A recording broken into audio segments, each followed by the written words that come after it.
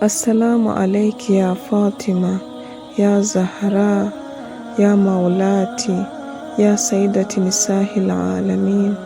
Assalamu alayki ya Fatima binti Rasulillah wa rahmatullahi wa barakatuh.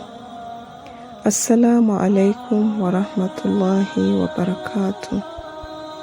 Ntangiye mbihanganisha muri iyi minsi turimo y'akababaro ayami Fatimiya, ni iminsi y'itabaruka rya Fatimatu Zahra salamullahi alayha. Fatimatu Zahra salamullahi alayha yari afite amazina menshi atandukanye, afite n'ibisobanuro bitandukanye. Ni muri urwo rwego nifuje ko tureba muri rimwe muri ayo mazina ku izina rya Muhaddatha, bisobanuye uganira n'abamarayika. Tugiye kurebera hamwe uburyo Fatimatu Zahra salamullahi alayha yaganiraga na marayika. Nyuma yo kwitaba Imana kw'intumwa y'Imana Muhammad sallallahu alayhi wa alihi wa sallama, Allah subhanahu wa ta'ala yajyaga yohereza marayika Jibril akaza kuganiriza Fatimatu Zahra salamullahi alayha, bakavugana ku ngingo zitandukanye kugira ngo ave mu bibazo by'agahinda n'umubabaro yari arimo. Ibiganiro marayika Jibril yajyaga agirana na Fatimatu Zahra salamullahi alayha, Fatimatu Zahra salamullahi alayha yabiganirizaga Imamu Ali alayhi salam. Imamu Ali alayhi salam nawe akagenda abyandika ku mpapuro ijambo ku rindi. Izo mpapuro zaje kugwira zirakusanywa, nizo zavuyemo igitabo cyitwa Mushafu Fatima cyangwa se igitabo cya Fatima. Ibiri muri iki gitabo ni amakuru ndetse n'amabanga ahambaye avuga ku rwego rw'intumwa z'Imana mu ijuru ndetse n'ibizaba ku isi kugeza ku munsi w'imperuka. Harimo amakuru y'ibizaba hazaza, ubutegetsi buzabaho ku isi, amazina y'abategetsi, amazina ya ba papa wabo, amakuru y'intumwa zabanje, abemeramana n'abakafiri babayeho, abemeramana n'abakafiri bahazaza n'uko bazabaho. Ibyo nibyo biri muri iki gitabo cya Mushafu Fatima. Hari abantu bazi ko Mushafu ari Korani, ariko Mushafu ntabwo ari Korani, ahubwo ni buri gitabo cyose. Gishobora kuba ari igitabo cy'amateka cyangwa se kikaba igitabo cya siyanse. Hari igihe uzumva n'abakristo bavuga ngo Bibiliya ni Mushafu.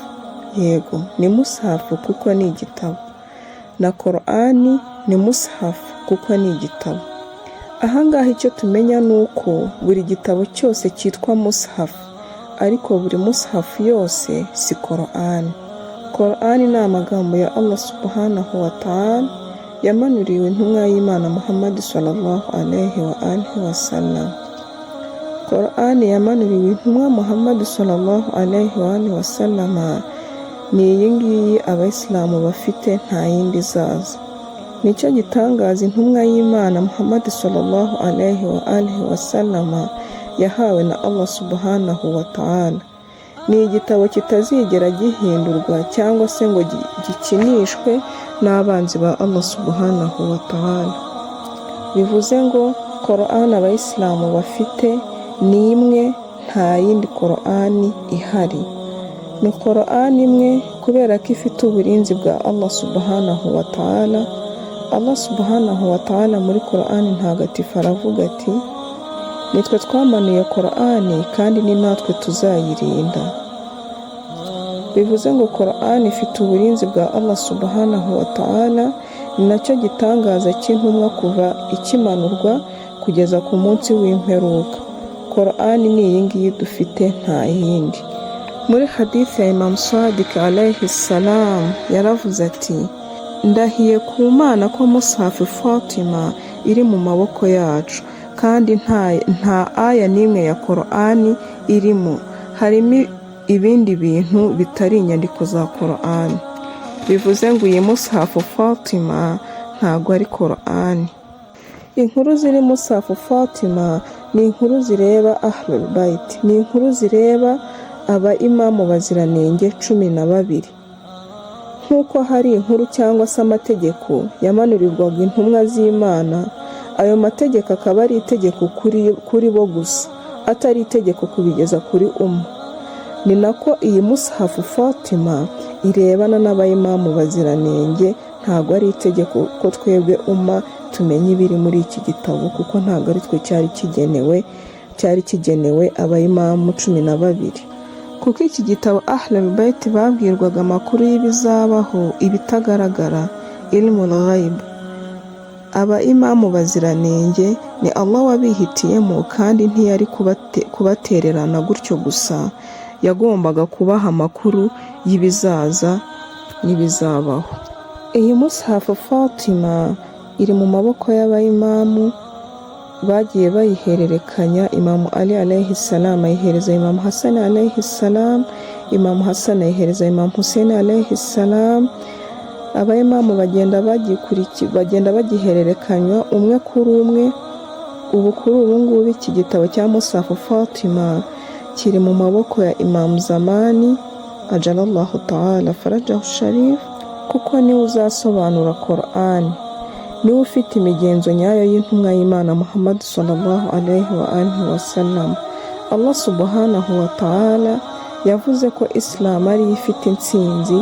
Imam Zamani Allah yihutishe ukuza kwe, niwe uzazana idarapo ry'intsinzi ya Islam. Niyo mpamvu agomba kuba afite amakuru yose Allah subhanahu wa ta'ala yashatse ko amenya, kuko niwe khalifa, ni nawe musigire wa sekuru intumwa y'Imana Muhammad sallallahu alaihi wa alihi wasallam.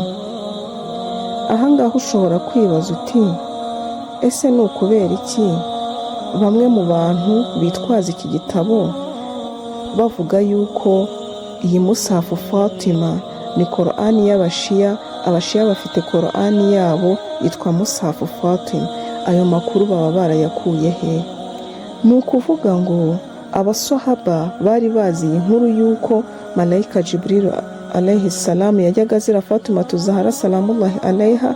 Hari ibiganiro bagiranye, kandi ibyo biganiro Imamu Ali akagenda byandika bikaza kuvamo igitabo cya Mushafu Fatima. Ni ukuvuga ngo abasahaba bari bazi izo nkuru, bari babizi ko icyo gitabo cya Mushafu Fatima gihari, Imamu Ali yacyanditse, ariko barabihimba bakabihinduramo ko ari Qur'an y'Abashiya. Nagira ngo mbabwire ko Qur'an ihari ni imwe, niyo y'Abayisilamu bose bafite. Nta n'undi ufite ubushobozi bwo guhindura Qur'an ntagatifu, kuko Qur'an ifite uburinzi bwa Allah subhanahu wa ta'ala, nk'uko Allah abyivugira muri Qur'an ko ari twe twamanuye Qur'an, kandi natwe tuzayirinda. Wa hadha assalamu alaikum wa rahmatullahi wa barakatuh.